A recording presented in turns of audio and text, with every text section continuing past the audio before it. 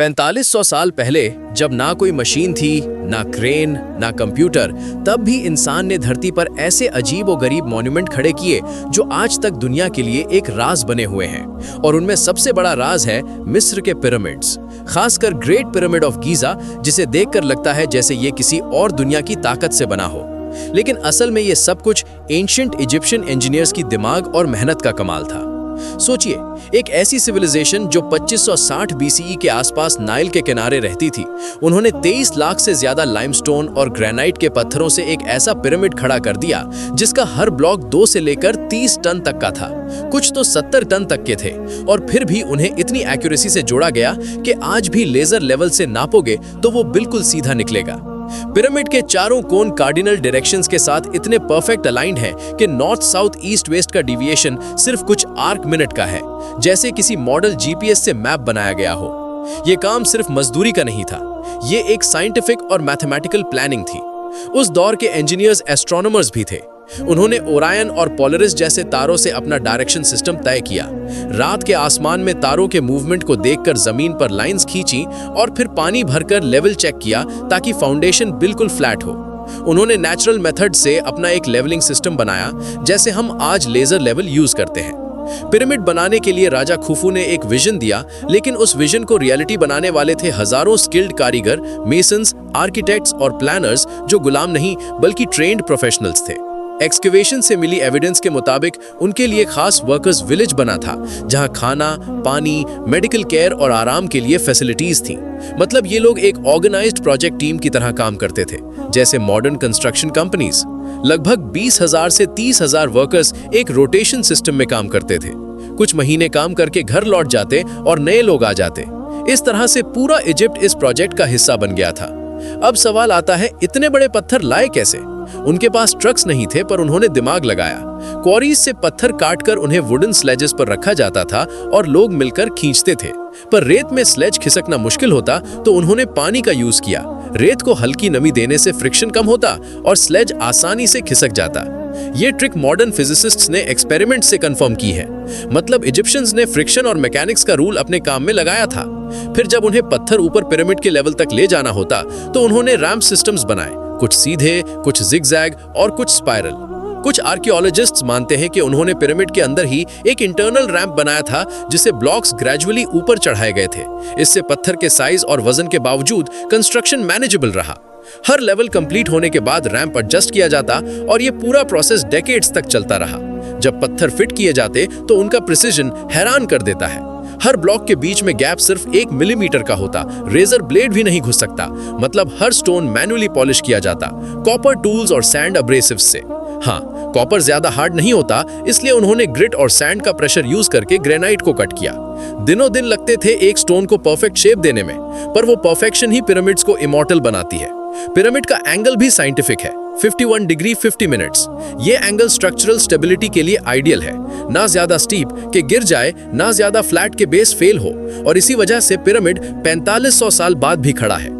Alignment और angle maintain करने के लिए इजिप्शियंस ने अपने सर्वेइंग इंस्ट्रूमेंट्स बनाए, जैसे मेरखेट, एक प्राचीन कंपास, प्लम बॉब और साइटिंग रॉड्स। उन्होंने शैडो और सूरज के मूवमेंट से एग्जैक्ट वर्टिकल और हॉरिजॉन्टल रेफरेंस निकाला। मतलब उस दौर में ज्योमेट्री और एस्ट्रोनॉमी दोनों एक साथ चल रहे थे। ये सिर्फ आर्किटेक्चर नहीं, एक पूरा साइंटिफिक प्रोसेस था।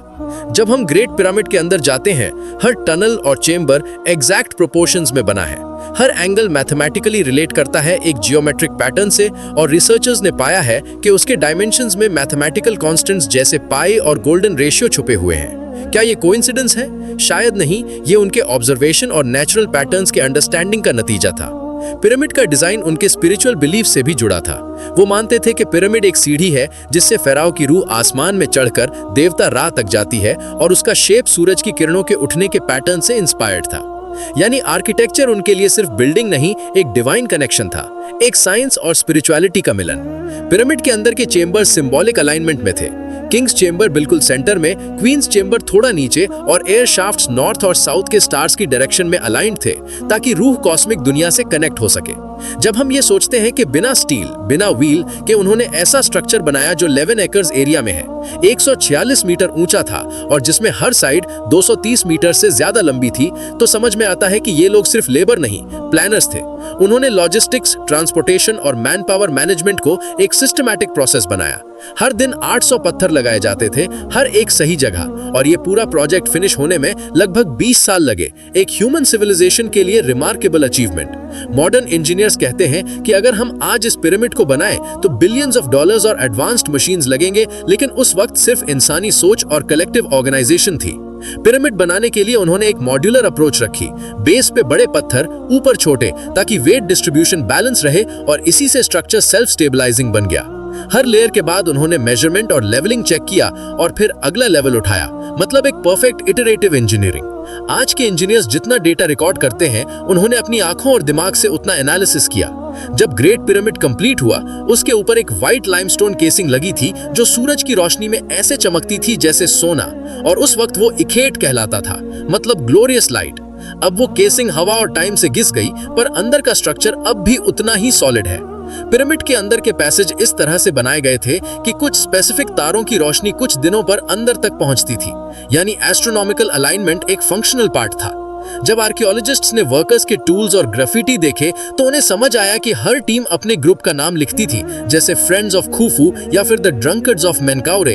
ये लोग अपने काम पर गर्व करते थे और ये प्रोजेक्ट पूरे इजिप्ट का यूनिटी का सिंबल बन गया।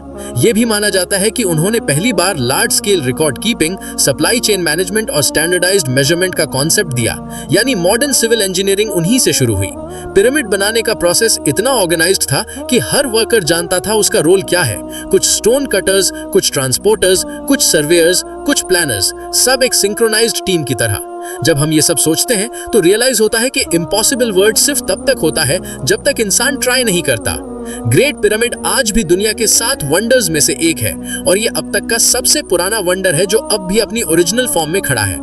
हर साल लाखों टूरिस्ट्स गीजा जाकर उसे देखते हैं, पर असली वंडर उसका साइज नहीं, उसके पीछे छुपी प्लानिंग और ह्यूमन इंटेलिजेंस है।